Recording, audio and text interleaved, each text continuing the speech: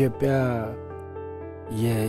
የባህር በር የማግኘት መብቷ የተጠበቀ ተፈጥሯዊ መብቷ ነው፣ ህጋዊ መብቷ ነው። የባህር በር አክሰስ ማግኘት አለባት የሚል ነገር አለ። ኢትዮጵያ ባህር በር የላትም። በአሁኑ ሰዓት ባህር በር ባላቸው ሀገሮች ተከበበች ናት።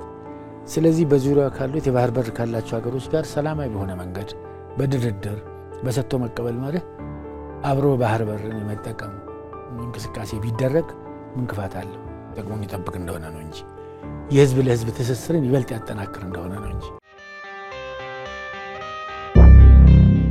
እንደውም እዚህ ላይ ትንሽ ወደ ኋላ በውስጥ ቀደም ያሉ ኢትዮጵያ መንግስታት ዝም ብሎ በባዶ ለመውቀስ አይደለም፣ ሲሪየስሊ ይሄን ጉዳይ ቢጠየቅ ማቃል ምላሽ ኦሬዲ አግኝተን ሊሆን ይችላል ባይኔ።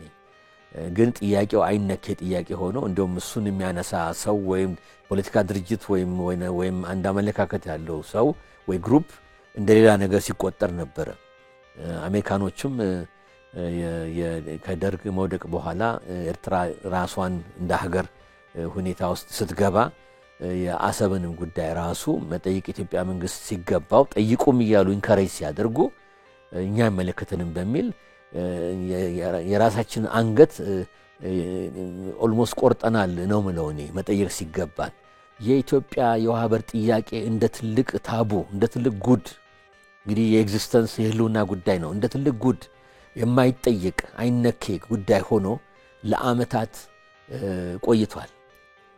የዛሬ አመት ግን ኢትዮጵያ በግልጽ ኢትዮጵያ መንግስት አቋሙን አስቀምጦ በተባበሩት መንግስታት ኮንቬንሽኖችም ሆነ በሌላ ህጎች መሰረት የውሃ በር ማግኘት መብት እንዳለን ያንን ተግባራዊ ለማድረግ ጥረት እንደሚደረግ ያ ሲደረግ ግን በጉልበት ሳይሆን በሰላም በኔጎሺዬሽን በንግግር ሰጥቶ መቀበል መሆኑን አስቀምጠን ነበር።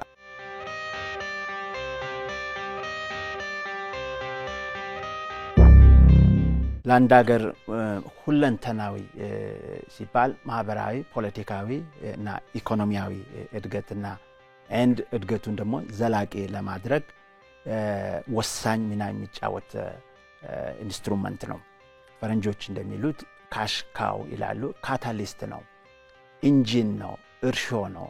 ስለዚህ የአንድ ሀገር ኢኮኖሚን በፍጥነት እንዲያድግ እድገቱም ቀጣይነት እንዲኖረው የባህር በር በጣም ወሳኝ መሆኑን ነው። ለምሳሌ አንድ ሀገር ባህር በር ያለውና የሌለውን ኮምፔር ስናደርግ ባህር በር የሌላቸው ሀገሮች በ0.36 ወይንም 36% እድገታቸው ይቀንሳል የሚል ነው ብዙ ዓለም አቀፍ እንትኖች የሚያሳዩ ማለት ነው። ስለዚህ ሀገራችን ይሄ የዓለም አቀፍ ጥናት ነው የሚያሳየው። በሌላ በኩል የባህር በር የሀገራችን እድገት ለምሳሌ በኢትዮጵያ ይሄም የዓለም አቀፍ ተሞክሮም ነው 25% የአንድ ሀገር እድገትን ያፋጥናል የሚል ጥናት ውጤት ነው ያለው።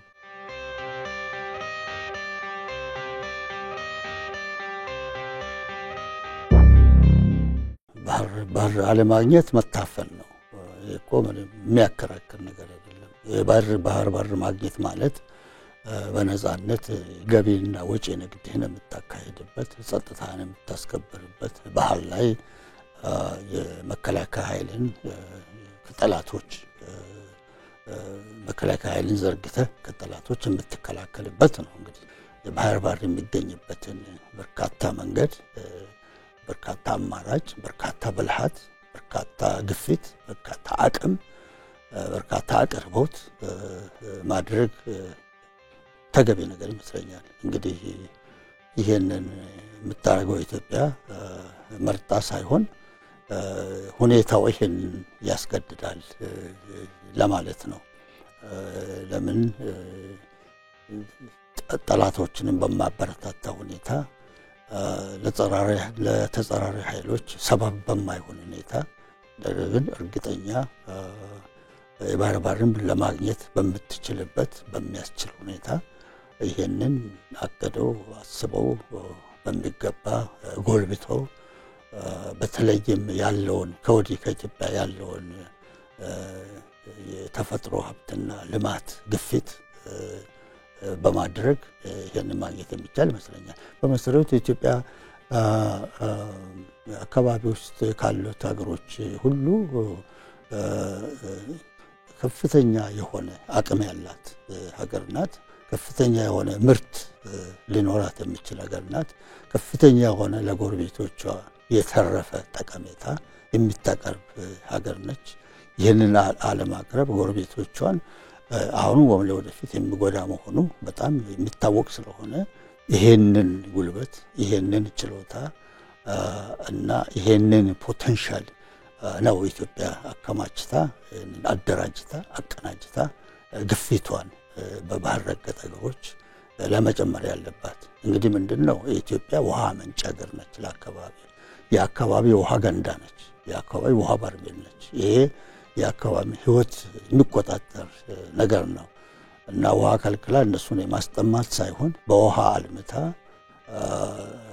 እነዚህን ሀገሮች ጥቅም አሳይታ ከዚህ ጥቅም ውጪ የራባ ነገር እንደማያገኙ እነሱም ተረድተው ለኢትዮጵያ የሚገባትን ኢትዮጵያም የሚያስፈልጋትን እንዲሰጡ ግፊት ማድረግ ተገቢ ነገር ይመስላል።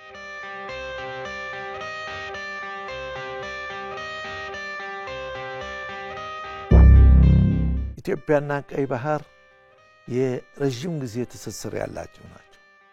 ቀይ ባህር ማለት በኢትዮጵያ ንግስታት ወይም በኢትዮጵያ ስርዓት ስር የነበረ የባህር አገልግሎት ሰጥ የነበረ ኢትዮጵያ ማለት የቀይ ባህር ንጉስ ነች በመባል ነው የምትታወቀው። ከጥንት ጀምሮ ታሪኳ፣ ስልጣኔዋ፣ ንግዷ ሁሉ ነገር ከቀይ ባህር ጋር የተሳሰረ ነው።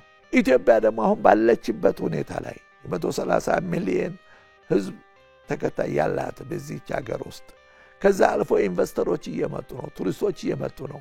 ያለውን ምርት ለማንቀሳቀስ ለመላክ ወደ ውጭም ለመሸጥ ሆነ በአየር እስከ መቼ ድረስ እንዘልቀዋለን? ታላቁ ከፍተኛ ወጪ ይጠይቃል። ስለዚህ ወደብ ግዴታ የሚያስፈልግበት ጊዜ ላይ ደርሰናል። ይሄ ባለበት ሁኔታ ላይ አሁንም ኢትዮጵያ የጥንት ታሪኳን መነሻ በማድረግ ዲፕሎማሲዋን በማጠናከር በሰላማዊ መንገድ ጦርነት ሞክረውታል፣ ሰልችቶናል፣ እኛም አንፈልገውም። ግን ለነሱም ጥቅም ስንል ለኛም ጥቅም ስንል ይሄ ቀይ ባህር ላይ ወደብ ማግኘታችን አይቀሬ ነው፣ የማይቀር ጉዳይ ነው የሚለው ላይ ነው ድምዳሜ የምንደርሰው። እናመርታለን፣ እንሸጣለን፣ ኑሮ ውድነትን እንቀርፋለን፣ የገቢ ምንጭ እናገኛለን።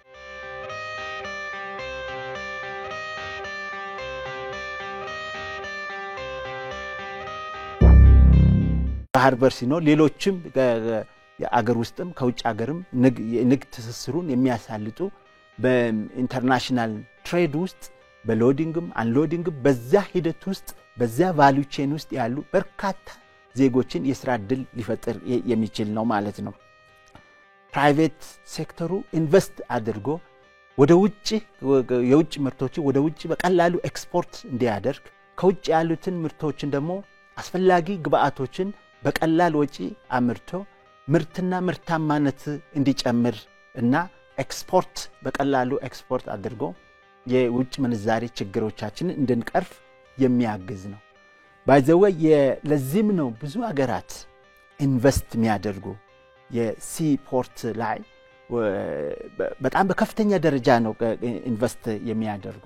ኢትዮጵያ ስለ ቀይ ባህር የበር ጥያቄ ስታነሳ የግድ የአሰብና የምጽዋን ጉዳይ አይደለም የማንጠቀመው፣ ነገር ግን በፕሮክሲሚቲ በሎኬሽን በጂኦግራፊ በታሪክ ኢትዮጵያ የባህር በር ባለቤትም ነበረች። ከዚህ አኳያ ጅቡቲም አትጠቀመው፣ ኤርትራም አትጠቀመው። ዴድ ዌይት ሎስ ነው ምንለው በኢኮኖሚስቶች፣ ሁለቱም አይጠቀሙት። ነገር ግን አይድል የሆነ እዛ ላይ ኢንቨስት ማድረግ ቢቻል ይሄ አስተሳሰብ ኤርትራንም ኢትዮጵያንም እና የጅቡቲን እንዲሁም ሌሎች አገሮችን በበለጠ የሚጠቅም ነው የሚሆነው ማለት ነው። ስለዚህ ማንም ተጎጂ አይሆንም ነው ቀድም ዊን ዊን ሶሉሽን ሲባል የነበረው። በዚህ ላይ ኮስትሊ ነው እጅግ በጣም ከፍተኛ ኮስት የሚጠይቅ የጋራ የዜጎችን ርብርብ የሚጠይቅ ነገር ግን ሪተርኑ ደግሞ በጣም ከፍተኛ ነው። ፖርት ኑሮን እዛ ጋር ኢንቨስት ብናረግ ለምሳሌ 1% ኢንቨስት ብናረግ 7% ጌን እናረጋለን። ኢላስቲቲው 0.7% ነው። እጅግ በጣም ከፍተኛ ነው። ስለዚህ እዚህ ላይ ኢንቨስት ማድረግ በጣም አዋጪ ነው ማለት ነው።